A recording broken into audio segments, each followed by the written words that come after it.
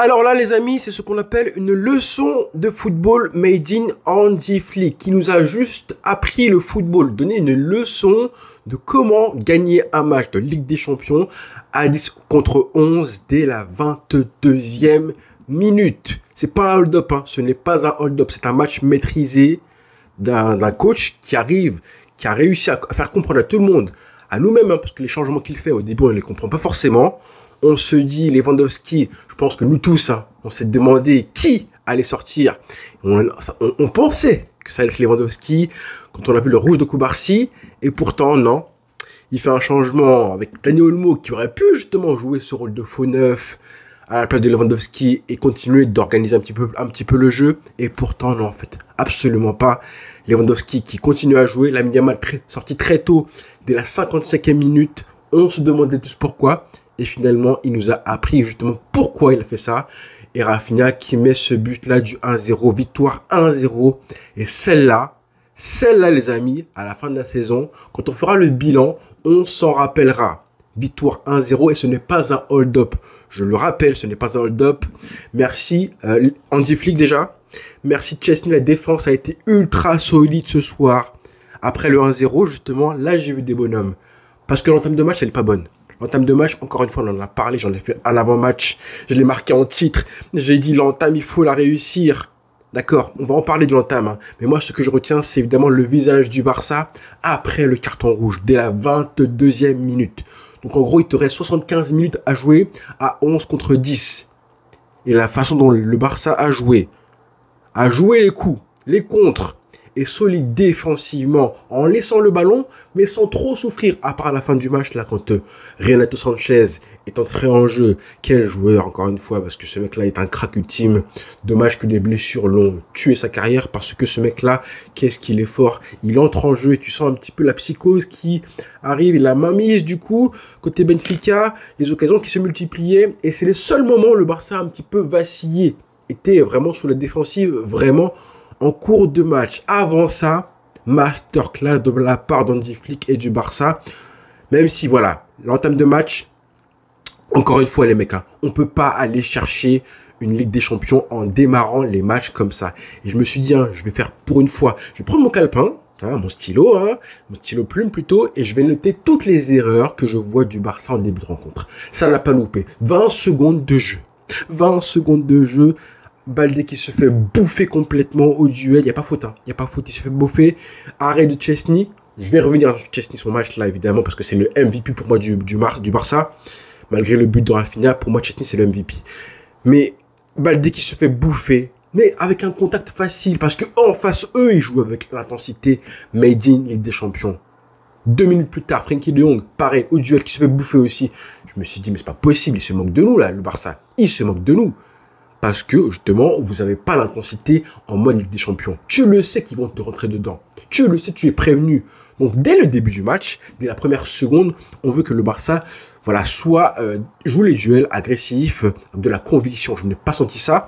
Et du coup, tu le payes. Parce que le carton rouge, pour moi, c'est un petit peu ça aussi. Le carton rouge, c'est un petit peu... on sait pas... On comprend pas les intentions claires des joueurs. Cubarsí, lui, il joue avec un peu trop d'agressivité, d'accord. Mais Frenkie de Jong, lui, par contre, il fait un beau match. Hein. Il fait un très beau match, Frenkie de Jong. Mais sur l'action, il y a faute, évidemment. Il y a faute sur lui. Pas de souci. Mais tombe, bordel. Tombe. Montre. Accentue la faute. Montre, justement, à l'arbitre. En fait, ne laisse pas le choix au doute à l'arbitre. Montre qu'il y a vraiment faute. Tombe. Tu mets un autre joueur avec beaucoup plus de vice, de roublardise, d'expérience. Parce que c'est le mot, expérience ou de vie, ce que vous voulez. Et ben, il tombe et il dit, mais il y a faute là. Et là, on voit qu'il subit une petite poussette, mais il fait un espèce de geste où il saute, mais il tombe pas, et en même temps qu'il saute, il demande la faute. Mais non, c'est pas ça le football. En tout cas, c'est pas ça la Ligue des Champions. La LDC, c'est les détails où tu ne laisses pas la place au doute à l'arbitre. Pour moi, il y a faute, mais comment ça se siffle? Enfin, en fait, il n'y a pas faute à partir du moment où tu montres pas qu'il y a faute. Voilà, tout simplement. Et du coup, Cubarsí fait cette erreur-là. Mais Cubarsí, moi, le tacle, je ne lui en veux pas. Parce que c'est bien de tacler. C'est que le tacle est très mauvais. En plus, c'est un tacle risqué du pied gauche. Hein. On sait que le tacle du pied gauche, quand vous êtes un défenseur central, pour n'importe qui. C'est encore plus dur que les tacles du bon pied. Ça, on le sait pas trop. C'est pas quelque chose dont on parle beaucoup parce que c'est des gestes de défenseur. Mais un tacle mauvais pied, c'est très compliqué. Très, très compliqué. Il le maîtrise, hein. Il en a fait plein. Je me rappelle d'un qui m'a marqué face à Ousmane il y a un an de ça. Je crois que j'ai encore la photo. Je sais pas si je pourrais vous la mettre. Mais Koubarsi, il est incroyable dans les duels en général. Là, le tacle, il est mauvais. Mais je pense que tacler, c'était une option. C'était pas mauvais en soi d'aller au duel pour essayer de tacler. Mais le tacle est très mauvais, d'accord. Après, tu prends la rouge. 22e minute. Et là, le Barça s'est concentré, a fait le dos rond, a accentué un petit peu l'état défensif, mais la mainmise au milieu de terrain quand il fallait, est sorti surtout en contre quand il fallait, pas trop souvent, pas trop de risques pris. Et il faut dire aussi, Araujo a fait un match de patron, il est entré en jeu, il a été sensationnel. C'est pas facile, hein, entrer en jeu comme ça en cours de match à 10 contre 11 et pondre ce qu'il a fait comme match dans les duels, à chaque fois l'agressivité dosée, comme là franchement Araujo, hein, t'es pas pardonné parce que voilà, on en est qu'au 8e de finale, hein. Mais si jamais on va au bout, pour moi, tu seras pardonné parce que ce match-là il va compter, hein. Ce match-là il va compter. 0-0, ça aurait été une très bonne affaire. Mais 1-0, c'est vraiment le summum, c'est parfait. Merci Rafinha qui met un but de porc, un but incroyable. Encore une fois, Rafinha, il est encore en téléchargement pour aller chercher le ballon d'or. Quel but! Parce que je me dis en plus que moi, à 10 contre 11, ça y est, le pressing, tu l'arrêtes. Le pressing des attaquants, quand tu es en infériorité numérique, il n'existe presque plus. Il n'y a plus de pressing. Et pourtant, là, il a l'inspiration du coup de sentir venir la chose. Il vient au pressing et il prend la balle, d'accord, interception, il prend le ballon. Et là, il a ce moment de spontanéité. C'est vraiment, je réfléchis pas. J'ai un angle de tir hyper restreint. J'ai 2 défenseurs sur moi qui vont arriver. Ils sont pas encore au contact de lui. Et il frappe d'une manière hyper limpide parce qu'il ne peut pas passer. C'est pas Messi. Il va pas essayer de passer 1 ou 2 joueurs. Non. La moindre fenêtre. Et c'est ça la LDC. Profiter de la moindre fenêtre que tu as. Qu'on te donne une micro-occasion qui transforme en but. C'est même pas une occasion. C'est une situation. C'est une mini-situation qui transforme en but. Il a un 1 contre 2 à gérer. Et il ne gère pas le 1 contre 2. Il frappe avec sa frappe surpuissante. L'équilibre est parfait. Et bon, elle a un petit peu contré, mais je pense que même sans qu'elle soit contrée, je pense qu'elle allait vraiment petit filet. Et il te met ça avec une précision, une puissance, et une spontanéité, l'équilibre, tout est parfait. Bravo, garçon. Ça, c'est les vrais buts de gaucher que tu savoures, ça. Magnifique. Magnifique. Je sais même pas si c'est l'homme du match, Rafinha, parce que au milieu de terrain, Pedri, encore une fois, a fait un récital. Frenkie de Jong aussi, hein, malgré l'erreur sur le premier but. La naïveté. Mais moi, j'ai pas été inquiété, hein. Je sais pas pour vous, mais honnêtement, j'ai pas été inquiété plus que ça, même à 10 contre 11. Je me suis dit, là, avec le Chesney qu'on a aujourd'hui, et encore une fois, hein, d'accord, attends, Chesney. Mais encore une fois, je répète, j'ai pas été inquiété. J'ai senti au bout de 1 quart d'heure, 20 minutes que le Barça avait encaissé le fait d'être réduit à 10, et qu'ensuite les joueurs se sont reconcentrés. À la mi-temps, il y a 0-0, je me suis dit, pourquoi pas faire le hold-up? Mais c'était un petit peu trop beau. Grâce au but de Rafinha, ça a été d'accord le cas. Et même après ça, tu peux te dire que le 1 partout, à la fin, il aurait été possible. Même s'il aurait été très, très frustrant parce que, voilà, c'est mérité. À la fin, c'est pas un hold-up. Donc, tu arrives à 0 à la mi-temps, à 0-0 à la mi-temps.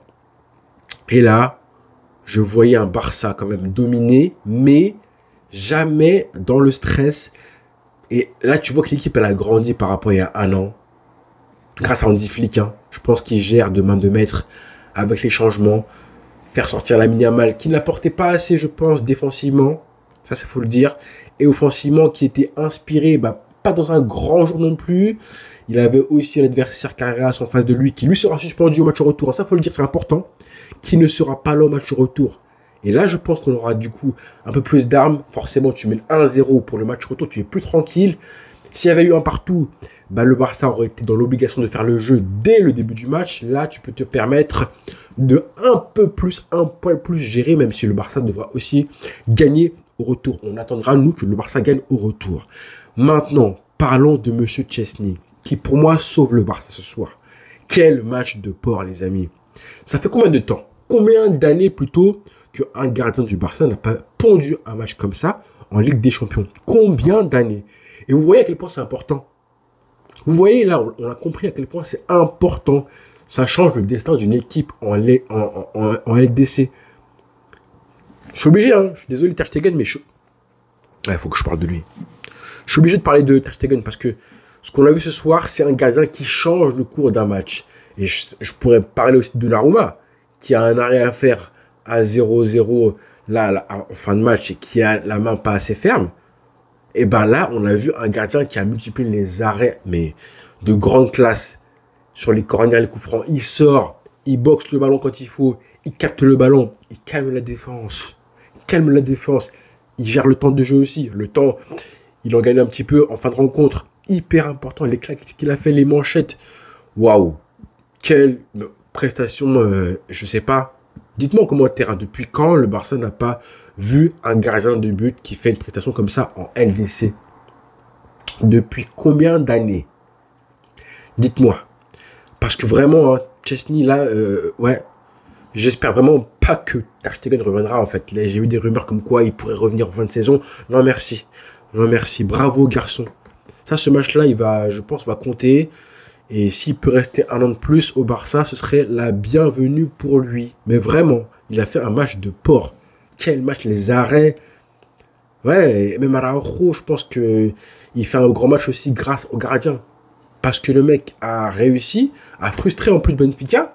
Et si, en fait, plus le temps passait dans le match, et plus le Barça était susceptible de marquer ce but-là qui leur fait mal, parce que offensivement, eux, bah, ils étaient frustrés. Et peut-être que le match dure 3 jours, il ne marque pas un seul but, hein, parce que dans les gardes, il était en état de grâce. Bravo garçon. Même au pied, il a été bon ce soir. Parce que les dégagements qu'il a fait à Lewandowski, qui a fait un bon match, hein. Franchement, Lewandowski, moi je m'attendais à ce qu'il sorte, et je voulais qu'il sorte, hein. Mais finalement, il a fait un bon match défensivement aussi. Sur les déviations, les ballons, les protections de balles, il a été bon aussi quand même. Même si c'est peut-être le joueur qui a le plus souffert du rouge, parce qu'après le rouge, on ne le voyait plus du tout, même avant ça. Et bizarrement, lui aussi, au bout de, je sais pas, une demi-heure, 40 minutes, a commencé à élever le niveau, à être un peu plus imposant physiquement, et à être, voilà, le poids qui fait du mal à la défense adverse. Hein. Otamendi, c'est un client en plus. Pareil pour le numéro 4, j'ai oublié son nom, qui est un très bon défenseur aussi. Défensivement, ils ont des joueurs costauds. Hein. Ils ont Carreras à gauche et tout, donc c'était quand même un sacré challenge pour Lewandowski, 2 contre 1, et il s'est très bien débrouillé. Pareil pour Frenkie de Jong et Pedri qui ont fait, encore une fois, Pedri qui a fait un récital. Il a fini le match carbonisé, mais je comprends. Et c'est ça que tu vois, les efforts. Là, j'ai vu que, en fait, les mecs, en fait, je crois qu'il faut jouer à 10, en fait. Il faut jouer à 10 pour que les joueurs jouent et comprennent que là, il faut mettre l'intensité en plus en mode LDC. Parce que Pedri, le match qu'il fait, quand on est à 10 contre 11, les kilomètres parcourus, les courses, les efforts défensifs et la conservation du ballon, à aucun moment il s'affole. Bref, du grand Pedri. Bon, j'ai parlé de Rafinha Ballon d'Or, mais Pedri aussi, hein, il marque des points ce soir. Il marque des points parce que son match, waouh, quel match. Baldé aussi a fait un bon match. Hein. Il a fait un bon match. Heureusement qu'il y a un moment, ça aurait été triste hein, que Chesney prenne ce but-là du 1 partout. Heureusement, il y a un hors-jeu d'un poil. La manche qui dépasse, mais ça aurait été très compliqué, injuste hein, pour lui parce qu'il fait un match parfait. S'il y avait eu penalty de Belotti, mais heureusement que ce n'est pas été le cas. Parce que le Barça a été défensivement des bonhommes, des soldats. Rien à voir avec ce qu'on a vécu il y a un an de ça, jour pour jour presque, face au PSG. Il y a eu un monde d'écart, mais un monde d'écart. Et je pense que c'est un petit peu de tout. Les joueurs qui se sont sentis un petit peu dans l'obligation de faire mieux. La panique qui n'a pas été visible chez aucun des joueurs, ni chez l'entraîneur d'ailleurs. Parce que c'est un match aller aussi, hein. C'est plus facile quand c'est l'aller.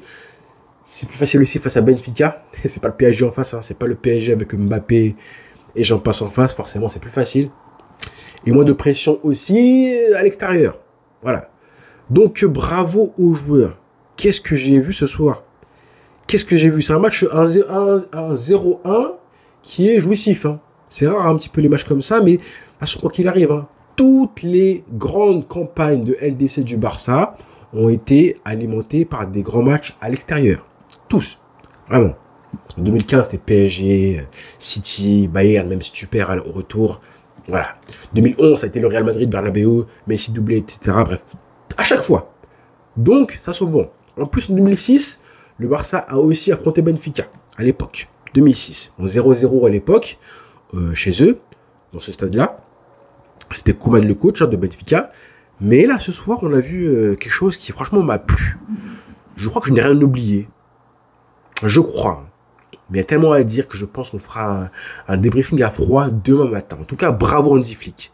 Ce qu'il a montré ce soir, c'est une leçon de comment gérer, encore une fois, c'est pas la première fois, comment gérer un match à 10 contre 11 dès la 22e minute. Quand même.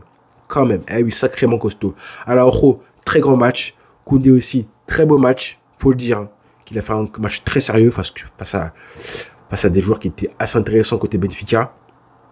Et les autres, les entrants, pareil. Ferran Torres, le travail aussi. Bravo les garçons. Je suis fier de vous. Fier de vous. On va se remettre de nos émotions et revoir les buts. Vous revoir un petit peu les images du match entre le PSG et Liverpool. Et rendez-vous demain les frères. Demain soir. Bonne soirée. Ciao.